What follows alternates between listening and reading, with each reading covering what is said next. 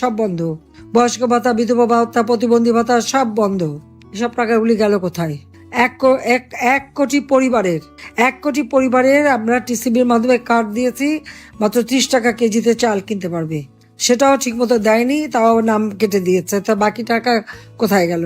তার জবাব ইউনূসকে দিতে হবে, তার ওই সমন্বয়কারীদের দিতে হবে।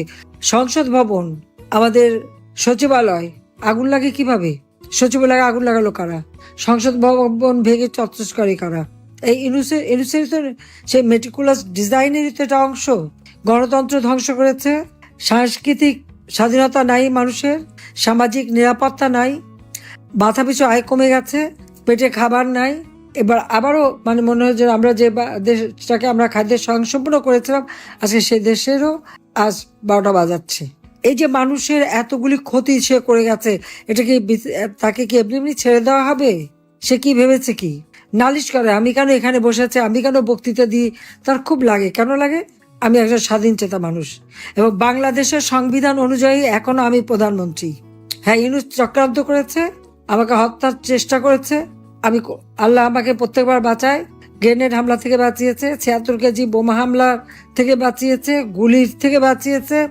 এবারও ইউনূসের চক্রান্তের হাত থেকে আল্লাহ আমাকে ওখান থেকে বাঁচিয়ে এনেছে। আল্লাহ যখন আমাকে বাঁচায়, আমি বিশ্বাস করি আমাকে দিয়ে আরো কিছু ভালো কাজ করাবে। সেই কাজটা করাবে বলেই আমাদের 2 বোনকে বাঁচিয়ে রেখেছে।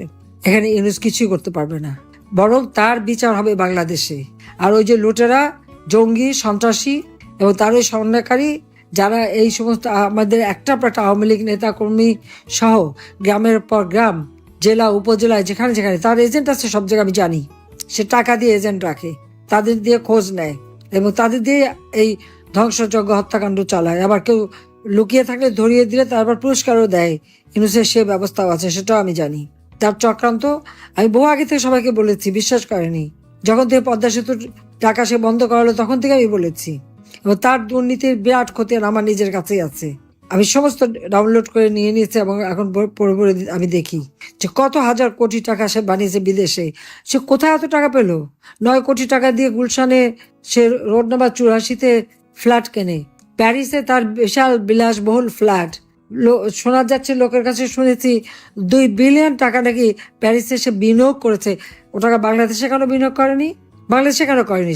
সে টাকা তো বাংলাদেশের গরিবরে ক্ষুদ্র ঋণ দিয়ে মোটা অঙ্কের সুদ খেয়ে সে আজকে শত হাজার কোটি টাকার মালিক। কাজে এর হাত থেকে, জঙ্গি সন্ত্রাসী ইউনূসের হাত থেকে দেশকে রক্ষা করতে হবে। কারণ সে জঙ্গিদের মদদ দিয়ে জঙ্গির রাষ্ট্র বানিয়েছে, যে বাংলাদেশ ছিল